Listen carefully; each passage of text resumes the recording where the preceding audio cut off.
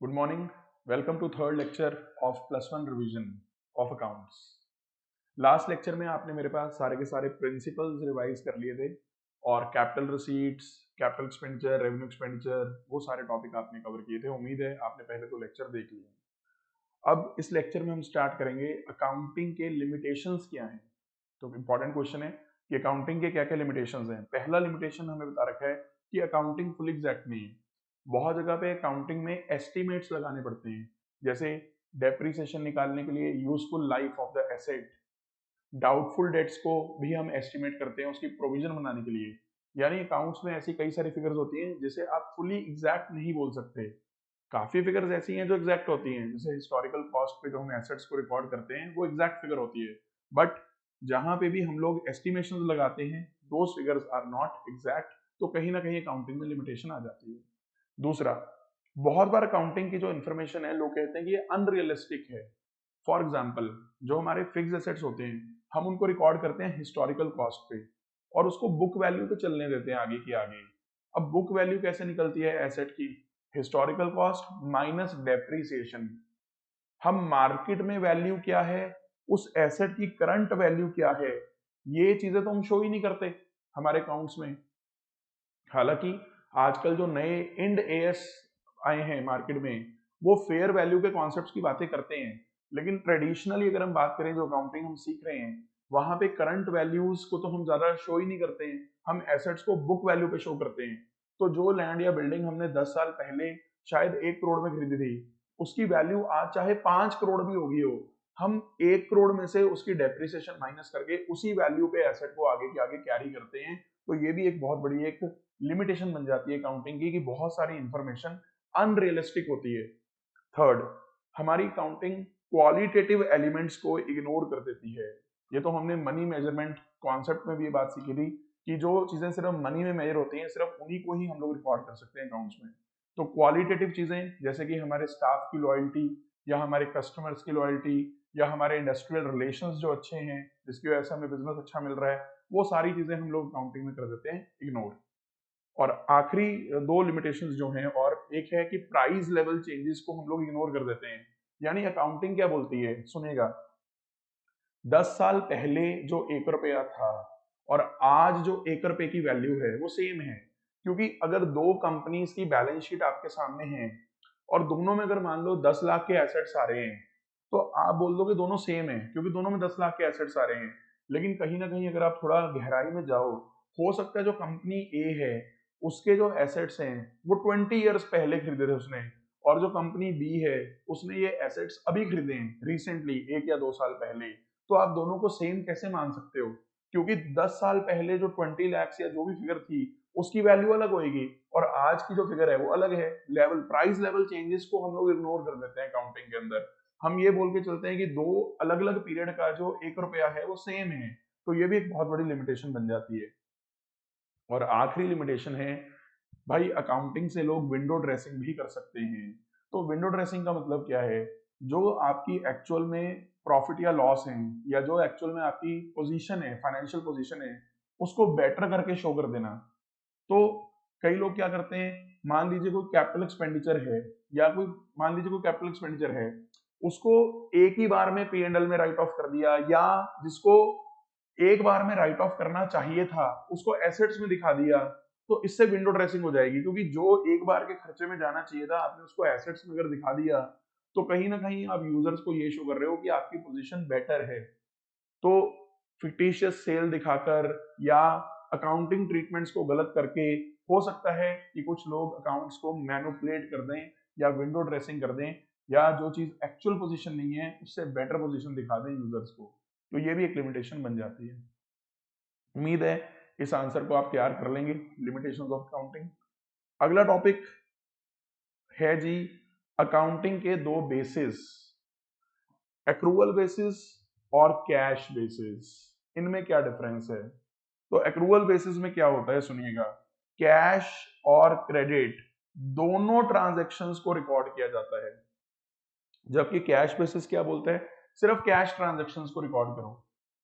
भाई अब ध्यान से समझिएगा, अगर सिर्फ कैश ट्रांजैक्शंस को ही रिकॉर्ड कर रहे हो तो आउटस्टैंडिंग अगर कोई खर्चा है या अगर कोई एक्रूड इनकम है, भाई आउटस्टैंडिंग क्या हुआ, जो भी पे नहीं करा, तो कैश बेसिस कहेगा उसे तो रिकॉर्ड ही नहीं करना। और एक्रूड क्या हुआ, जो भी इनकम रिसीव नहीं हुई है, अर्न कर ली पर रिसीव नहीं हुई, तो कैश बेसिस तो कहेगा उसे रिकॉर्ड ही नहीं करना। तो कैश बेसिस में मैंने राइट साइड पे लिखा है कि इनको एडजस्ट नहीं किया जाता, ना प्रीपेड को, ना आउटस्टैंडिंग को, ना एक्रूड को। सर पर आपने तो प्रीपेड और ये भी लिखा है, प्रीपेड और एडवांस। ध्यान से समझना, कैश बेसिस में प्रीपेड अगर आप कोई अगले साल का खर्चा पहले पे कर देते हो, वो रिकॉर्ड तो होता है पर एडजस्ट नहीं होता। सर मतलब कैश बेसिस बोलता है अगर अगले साल का खर्चा भी आपने पे कर दिया, वो इस साल के खर्चे में दिखा दो, क्योंकि पे इस साल हुआ है। जबकि एक्रूअल बेसिस क्या बोलता है कि अगर प्रीपेड एक्सपेंस है तो इसे इस साल के खर्चे में ना दिखाओ, पे हुआ है रिकॉर्ड तो कर लो, पर इसे प्रीपेड एक्सपेंसेस नाम के एसेट में दिखाओ, ना कि एक्सपेंस नाम के एक्सपेंस में, मतलब एक्सपेंस में मत दिखाओ। कहने का मतलब ये है, कैश बेसिस ऑफ अकाउंटिंग में हम प्रीपेड एक्सपेंस का अकाउंट खोलते ही नहीं, आउटस्टैंडिंग तो मतलब ही नहीं, क्योंकि मिला ही नहीं, वो तो पे ही नहीं करा अभी। इवन एडवांस में अगर कोई इनकम मिल जाती है ना, कैश बेसिस कहते हैं रिकॉर्ड तो कर लो, पर एडवांस इनकम में ना दिखाओ, इसे इनकम नहीं दिखा दो इस साल की, क्योंकि इस साल में मिली है तो इस साल की इनकम में दिखा दो। तो अगर आप इसको सम अप करोगे ना पूरे पॉइंट को, तो हम इसको शॉर्ट में ये बोलते हैं कि कैश बेसिस ऑफ अकाउंटिंग में आउटस्टैंडिंग और एक्रूड तो मतलब ही नहीं है कि आएगा, क्योंकि वो तो ना मिला ना भी पे करा, वो तो आएगा ही नहीं, आएगा ही नहीं। और जो हमने एडवांस में पे कर दिया या एडवांस में रिसीव कर लिया, वो आएगा, रिकॉर्ड तो होगा लेकिन एडजस्ट नहीं होगा। हम उसकी प्रीपेड की या एडवांस की एडजस्टमेंट नहीं करेंगे, हम उसे सीधा खर्चे में या इनकम में दिखा देंगे। जबकि एक्रूअल बेसिस क्या बोलता है, जी नहीं, प्रीपेड, आउटस्टैंडिंग, एडवांस, एक्रूड, ये सारे अकाउंट अलग अलग खोलिए और इनकी अलग से एंट्रीज कीजिए। सारे अकाउंट खुलते हैं एक्रूअल बेसिस में, जबकि कैश बेसिस में इनमें से कोई भी अकाउंट नहीं खुलता। जो पे हो गया वो खर्चे में दिखा दो, जो रिसीव हो गया वो इनकम में दिखा दो, इररिस्पेक्टिव क्या वो इस साल का है या पिछले साल का है या अगले साल का है। उम्मीद है आपको दूसरा पॉइंट समझ में आ गया होगा, कैश बेसिस और एक्रूअल बेसिस का डिफरेंस।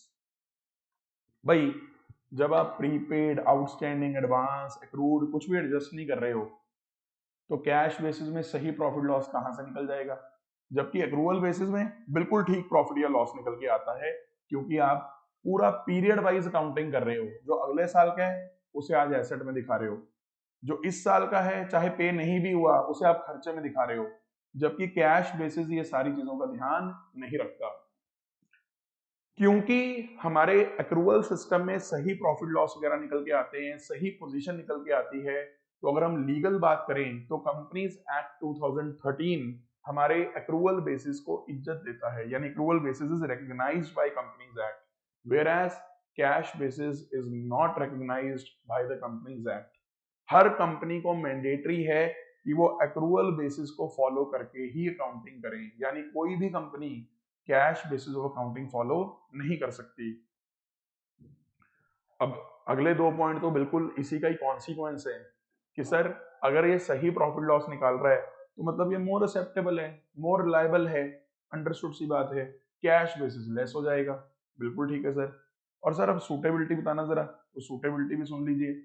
जो हमारा एक्रूअल सिस्टम है ये उन बिजनेसेस के लिए सूटेबल है जहां बहुत कॉम्प्लेक्स इंफॉर्मेशन है, कैश की भी ट्रांजेक्शन हो रही हैं, उधार की भी ट्रांजेक्शन हो रही हैं, मिक्स तरह की ट्रांजेक्शन हो रही हैं, तो वहां accrual system is more suitable. जबकि अगर हम बात करें उन एंटिटीज की जिनका ज्यादा काम होता ही कैश में है, उधार की ट्रांजेक्शन ही कम होती हैं, तो वहां पे कैश सिस्टम भी फॉलो किया जा सकता है। बट एक चीज ध्यान रखना, जैसे मैंने यहां लिखा है कोई NPO, not for profit organisation, अगर ये एनपीओ एक कंपनी फॉर्म बनाकर आप एनपीओ रन कर रहे हो, फिर आप कैश सिस्टम फॉलो नहीं कर सकते, क्योंकि कंपनी अगर आपने फॉर्म कर ली, चाहे नॉट फॉर प्रॉफिट के फॉर्म की कंपनी बनाई है, कंपनीज को तो अलाउड ही नहीं ना कैश सिस्टम फॉलो करना, क्योंकि कंपनीज का लॉ ही नहीं मानता कैश सिस्टम। तो ध्यान रखना, यहाँ जो एनपीओ हमने लिखा है, ये एनपीओ हमने कंपनीज वाली एनपीओ नहीं लिखा। जो एक नॉर्मल कोई ट्रस्ट या सोसाइटी बना के कोई एनपीओ चला रहा है, वो ये कैश सिस्टम फॉलो कर सकता है, अगर उनपे लगने वाला लॉ मना नहीं कर रहा कि कैश सिस्टम नहीं फॉलो करना। और सर ये प्रोफेशनल्स कौन है? Doctors, CS. अब डॉक्टर वगैरह यार उधार की ट्रांजेक्शन थोड़ी ना करते हैं भाई। आप गए, पेशेंट गया, फीस दी, काम करवाया, ठीक है, काम के मतलब उनसे कंसल्टेशन ली, ट्रीटमेंट करवाया और आ गए। तो इनका ज्यादा काम कैश में होता है, इसलिए इनके लिए भी कैश सिस्टम ऑफ अकाउंटिंग ठीक है। बट ध्यान रखिएगा, अगर आप कंपनी फॉर्म करके आप हॉस्पिटल रन कर रहे हो तो उनके लिए ये कैश सिस्टम अलाउड नहीं है, क्योंकि कंपनीज अलाउ नहीं करता। बिल्कुल ठीक है सर। तो उम्मीद है कि आप अक्रूवल और कैश बेसिस का डिफरेंस तैयार कर लेंगे। बिल्कुल कर लेंगे सर। अगला टॉपिक आ जाता है हमारे पास, rules of debit and credit. अब आपको पता ही है, सारी की सारी जो हमारी अकाउंटिंग है वो इन्हीं दो वर्ड्स पे टिकी हुई है, डेबिट एंड क्रेडिट। ठीक है, तो डेबिट क्रेडिट करने के कुछ रूल सीखे थे हमने स्टार्टिंग में। तो दो तरह की अप्रोचेस थी, एक ट्रेडिशनल अप्रोच और एक मॉडर्न अप्रोच। ठीक है, पहले मैं मॉडर्न अप्रोच डिस्कस कर देता हूँ, क्योंकि मॉडर्न अप्रोच के जो सारे वर्ड्स है ना वो हम ऑलरेडी डिस्कस कर चुके हैं। मैंने आपको कहा था कि मॉडर्न अप्रोच के जो वर्ड्स हैं, asset, expense, liability, revenue, capital, यही 5 वर्ड्स हैं जिसपे पूरी अकाउंटिंग टिकी हुई है। पूरी की पूरी काउंटिंग इन्हीं 5 वर्ड्स पर टिकी हुई है। तो इन 5 वर्ड्स के लिए रूल क्या है, ध्यान दीजिएगा। अगर एसेट या खर्चे में बढ़ोतरी होती है तो हम उनको करते हैं डेबिट, यानी एसेट बढ़ा या खर्चा बढ़ा तो डेबिट होगा। एसेट घटा या खर्चा घटा तो उसे करना होता है हमें credit. Building, machine, furniture, AC, goodwill, patent, जो भी ये एसेट्स हैं, इनमें इंक्रीज होगा तो डेबिट करेंगे, घटेंगे तो क्रेडिट होंगे। रेंट, सैलरी, वेजेस, डेप्रिसिएशन बढ़ेंगे तो डेबिट होंगे, अगर इनको कम करना है तो क्रेडिट करेंगे। और उल्टे रूल्स हैं लायबिलिटी, रेवेन्यू और कैपिटल पे। लायबिलिटी, रेवेन्यू और कैपिटल का कोई अकाउंट अगर बढ़ेगा तो क्रेडिट होगा, घटेगा तो डेबिट होगा। मेरे हिसाब से इसकी पूरी प्रैक्टिस आपने पूरे सिलेबस में करी होगी, तो उस पर हमें ज्यादा टाइम लगाने की जरूरत नहीं है। लेफ्ट साइड पे आती है ट्रेडिशनल अप्रोच। ट्रेडिशनल अप्रोच के अंदर 3 तरह के अकाउंट्स होते हैं, रियल, पर्सनल और नॉमिनल। पहले मैं तीनों के रूल याद करवा देता हूँ, रिवाइज करवा देता हूँ, फिर उसके बाद हम तीनों को भी रिवाइज कर लेंगे शॉर्ट में कि किसमें कौन से काउंट आते हैं। ठीक है, तो रियल का जो रूल था वो था debit what comes in, credit what goes out. Personal का रूल था debit the receiver, credit the giver. और हमारे नॉमिनल अकाउंट का रूल था debit expenses and losses, credit all incomes and gains. उम्मीद है ये तीनों के तीनों रूल्स आपको ध्यान होंगे। Real accounts debit what comes in, credit what goes out. Personal account debit the receiver, credit the giver. और nominal account debit all expenses and losses, credit all incomes and gains. अब सवाल है कि sir ये real accounts में क्या क्या आता था, तो समझिएगा, जितने भी एसेट्स हैं, कुछ एसेट्स को छोड़ के वो रियल अकाउंट्स हैं। सर कुछ एसेट्स को छोड़ के मतलब अभी बताएंगे, पहले रियल के एग्जांपल देख लो। Cash, land, building, AC, furniture, laptop, generator, motor vehicle, mobile phone, even goodwill, patent, copyright, trademark. ये गुडविल भी लिख दिया मैंने ताकि आपको ध्यान रहे कि टेंजिबल एसेट है चाहे इंटेंजिबल एसेट है, वो सब रियल अकाउंट्स हैं। Even stock, stock is also real account. Even investments, investments is also real account. Asset है ना, तो रियल अकाउंट है। सर फिर कौन से एसेट्स छोड़ देने हमने रियल में से? आपने भी कहा कि कुछ एसेट्स छोड़ देने हैं, जी हाँ, वो भी सुन लीजिए। जैसे कि डेटर्स। अब डेटर्स पर्सनल अकाउंट्स हैं, क्योंकि किसी ना किसी पर्सन से पैसे लेने होंगे आपने, तो डेटर्स पर्सनल अकाउंट है। और सुनिएगा, बिल रिसीवल। मैं कहता हूं जितने भी रिसीवेबल्स है ना, रिसीवेबल्स, जहां भी आपने किसी से पैसा रिसीव करना है, चाहे वो एसेट हैं लेकिन वो रियल अकाउंट्स के भीतर नहीं आते हैं, वो पर्सनल अकाउंट में चले जाते हैं। Debtors, bill receivable, advances paid. अगर मैंने किसी को एडवांस दे रखा है तो उन्हें वापस लेना है, मेरा रिसीवेबल है, वो भी पर्सनल अकाउंट है। सिक्योरिटी डिपॉजिट पेड, अगर मैंने किसी को सिक्योरिटी दे रखी है, वो सिक्योरिटी वापस मिल जानी है मेरे को, मेरा रिसीवेबल है, वो भी पर्सनल अकाउंट है। भले ही एसेट है पर रियल अकाउंट में फिट नहीं होगा। अच्छा, मतलब रियल अकाउंट में सारे के सारे एसेट्स फिट हो देंगे, लेकिन जहां भी मेरा कोई रिसीवेबल वाला एसेट है, रिसीवेबल वाला जो मेरा एसेट है, वो रियल अकाउंट में फिट नहीं होगा, वो चला जाएगा पर्सनल अकाउंट में। ठीक है सर, रियल अकाउंट हमें ब्रॉडली समझ में आ गया क्या है। पर्सनल अकाउंट आगे 3 तरह के हैं। नेचुरल, राम, श्याम, मोहन, सोहन, रोहन, जो भी पर्सन के नाम पे अकाउंट आ गया, नेचुरल पर्सन के नाम पे, वो पर्सनल अकाउंट है नेचुरल। आर्टिफिशियल, किसी कंपनी के नाम का अकाउंट है, बैंक के नाम का अकाउंट है। इवन मैं बैंक में एक बात बोलूंगा आपको, बैंक चाहे नाम से आ जाए अकाउंट, जैसे कोटक महिंद्रा बैंक, वो तो पक्का ही पर्सनल अकाउंट है, artificial person. State bank of India, वो तो पक्का ही पर्सनल अकाउंट है। अगर आपके पेपर में अकेला बैंक भी लिखा गया ना, अकेला बैंक भी लिखा गया, उसको भी पर्सनल करके आइएगा, क्योंकि कई बार ना कैश के साथ लोग बैंक को भी रियल मान लेते हैं। देखो रियल मानना मैं ये नहीं कहूंगा गलत है, बिल्कुल गलत नहीं कहूंगा मैं उसे, क्योंकि अगर क्वेश्चन कह रहा है बैंक बैलेंस, तो मेरा एसेट है, रियल अकाउंट की तरह ही हो जाता है वो। लेकिन क्योंकि बैंक एक पर्सन है हमारा, जो जहां हमने वो अकाउंट मेंटेन किया हुआ है, इसलिए प्लस वन की बुक्स वगैरह बैंक को पर्सनल अकाउंट मान के चलती है। तो हमने भी बैंक को पर्सनल के अंदर ही लिखा है। हमने भी बैंक को, ये पढ़ा जी हमारा बैंक यहाँ पे पर्सनल के अंडर ही रखा हुआ हमने इसको। इवन कंपनी के नाम पे जो भी अकाउंट आ रहा है, ठीक है, कोई एबीसी लिमिटेड या कोई सोसाइटी के नाम से कोई अकाउंट आ रहा है, कोई एसोसिएशन के नाम से अकाउंट आ रहा है, वो सब पर्सनल आर्टिफिशियल अकाउंट्स है। और थर्ड है रिप्रेजेंटेटिव अकाउंट्स, पर्सनल रिप्रेजेंटेटिव। अब पर्सनल रिप्रेजेंटेटिव कैसे याद रखेगा? हर वो अकाउंट जो पर्सन के नाम पे नहीं है, पर किसी पर्सन को रिप्रेजेंट कर रहा है, पर किसी पर्सन को रिप्रेजेंट कर रहा है, वो पर्सनल रिप्रेजेंटेटिव अकाउंट है। अब इसमें ना जितने भी रिसीवेबल्स हैं, जैसे डेटर्स से पैसा लेना है, पर्सन को रिप्रेजेंट कर रहा है। बिल रिसीवेबल से पैसा लेना है, पर्सन को रिप्रेजेंट कर रहा है। मैंने किसी को एडवांस पे कर दिया, अच्छा रिसीवेबल्स भी, इवन पेबल्स भी इसी में ही आएंगे। क्योंकि मैं आपको ना एक चीज क्लियर कर दूं, जितने भी एसेट्स हैं वो रियल में चले गए थे, कुछ एसेट्स छोड़ के वो पर्सनल में फिट हो जाएंगे। सर लाइबिलिटीज कहाँ फिट होंगी? जो ये वर्ड है ना लाइबिलिटीज, मॉडर्न अप्रोच का जो लाइबिलिटी वर्ड है, वो भी पर्सनल में ही फिट होगा। सर एक काम करता हूं मैं ना, आपको ट्रेडिशनल अप्रोच मॉडर्न अप्रोच के तड़के से करवाता हूं, तड़का मॉडर्न अप्रोच का लगाते हैं। एक काम करते हैं, आपको मैं ऐसे बताता हूं, जैसे देखो ये जो वर्ड है ना एसेट्स, ये एसेट वर्ड कुछ चले गए रियल में, रियल क्या बहुत सारे रियल में ही चले गए, बस जो थोड़े से रह गए वो पर्सनल में चले गए। यानी मॉडर्न अप्रोच के वर्ड्स को ट्रेडिशनल में फिट करके दिखा रहा हूं। मैक्सिमम एसेट्स रियल में फिट हो जाते हैं, कुछ एसेट्स छोड़ के वो पर्सनल में फिट होते हैं। ठीक है सर, ये जो वर्ड है ना लाइबिलिटीज, और एक जो ये वर्ड है कैपिटल, ये दोनों वर्ड्स हमेशा पर्सनल में फिट होंगे। सारी लाइबिलिटीज प्लस कुछ एसेट्स, जो ये मैंने बोले हैं कि पर्सनल में फिट होंगे, सारी लाइबिलिटीज प्लस कुछ एसेट्स पर्सनल अकाउंट में फिट हो जाते हैं।